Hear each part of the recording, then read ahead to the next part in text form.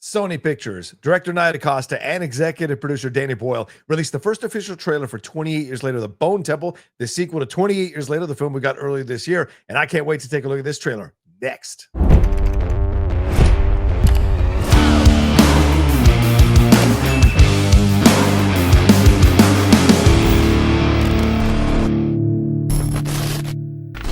Hey everyone, it's John Rocha. Welcome to the John Rocha channel. Thanks so much for clicking play on this trailer reaction. Looking forward to diving in to seeing what we're going to get here for 28 Years Later, The Bone Temple. Already seen some early reactions to people who've gotten a chance to see this film, and they've been very positive. The buzz is building. Now, are they being positive because, they're invested in wanting this franchise to continue? I don't know, but it's nice to hear that there's been some positive buzz around it, because the 20 Years Later film from earlier this year was okay. It wasn't great. I know some of you really loved it, some of you really didn't like it. So I'm more in the middle on the film. There are a lot of things to enjoy, but there's some things that kind of held it back from being fully powerful for me. So I'm hoping that we get some of that here in 28 Years Later, The Bone Temple. This is going to follow Spike's story, a great new character that's been introduced into this universe. Dr. Kelson is a part of this, of course, as well, and Jimmy as well. And Samson was going to make a triumphant and naked return to this franchise too. So I'm curious to see what this trailer is going to show us. What's the energy, the vibe, and a little bit of the story that we're going to get teased here. Very curious to see. So let's not waste any time. Let's jump into this trailer for 20 Years Later, The Bone Temple. Trying to predict the future is a discouraging and hazardous occupation. That's for sure.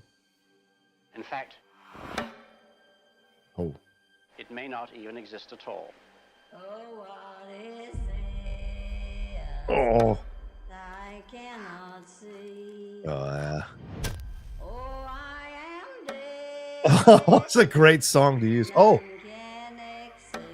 Many of the things we take for is this granted Gelson's past?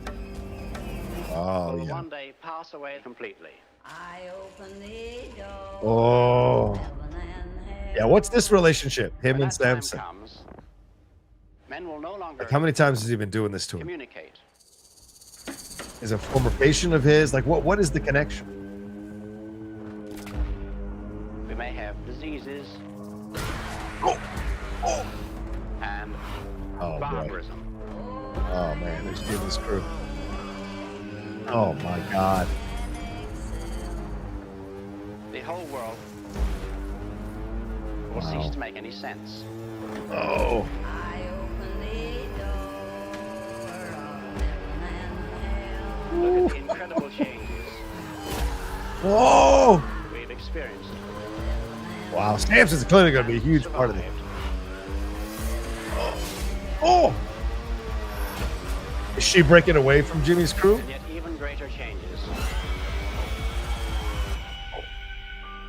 are still to come. Oh. Are you ready?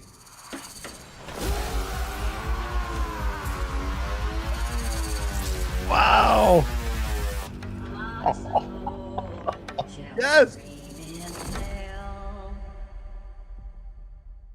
Wow.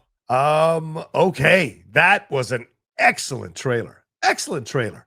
Good use. But it's the way I felt when I saw the first trailer for 20 Years Later as well, when they used that thumping Rudyard Kipling poem, I think it was, that they used to torture people back in World War I or World War II.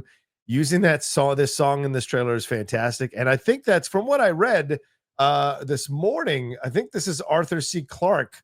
Yeah, Arthur C. Clarke speaking in a 1964 BBC show called Horizon: The Knowledge Explosion.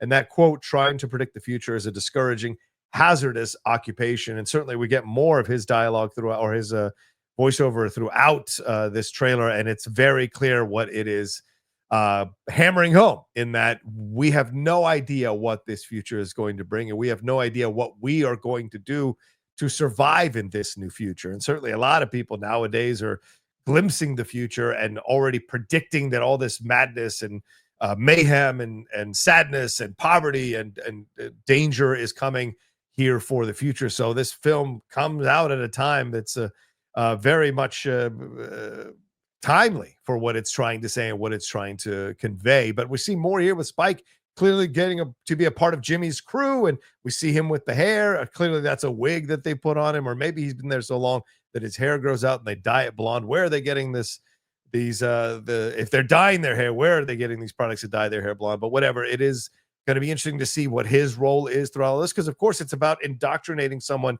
into a gang, because we know about this if you do any kind of study with sociology and human behavior, that when a child is in a situation where they are essentially their parents are removed, their livelihood is removed, their foundation is removed, and we know Spike took off because of what happened between his mother and his father.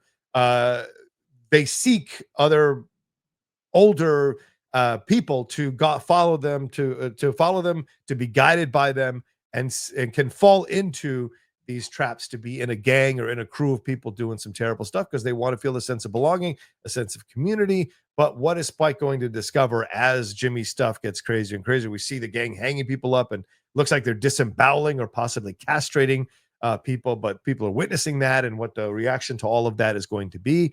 The part of Jimmy's crew in the Reds jumpsuit, I think, what is her role in all of this? What is she going to do? Is she with Jimmy? Is she against Jimmy? It seems like she's maybe breaking away from that. So that's going to be curious to see. And Dr. Kelson's role in all of this is fascinating with him and Samson. We're getting glimpses into his past, because he was this iodine coated body that we met in the last installment here. How did he end up where he ended up? How did he become what he became? And how much more are they going to flesh out of his character? And from what Nia DaCosta said in a recent interview, this sequel is going to flesh out the world even more that is currently being profiled in this trilogy here. So I'm curious to see what more we're going to get with that. And again, as I said in the reaction, what is his connection to Samson? What is that all about? And how is that going to play into all of this?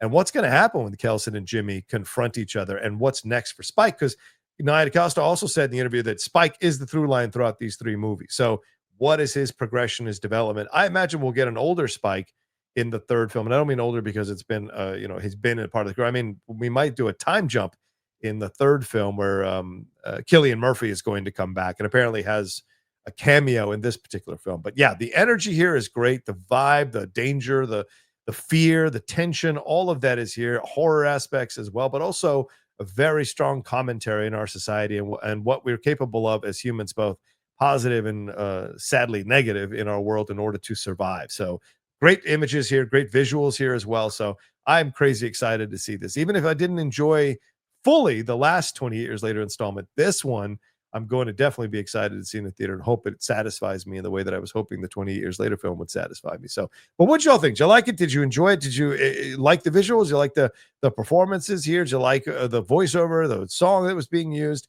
and what the story is in essence being teased in this trailer? Did you enjoy that as well? And what do you think is going to happen with Spike and Jimmy and Kelson and all these people that involved? Samson, what are your predictions for all that? Let me know down in the comment section below. Thanks so much for watching this trailer reaction. Remember, this film comes out on January 16th, and I'll talk to you next time with another brand new video here on the John Rocha channel. Take care.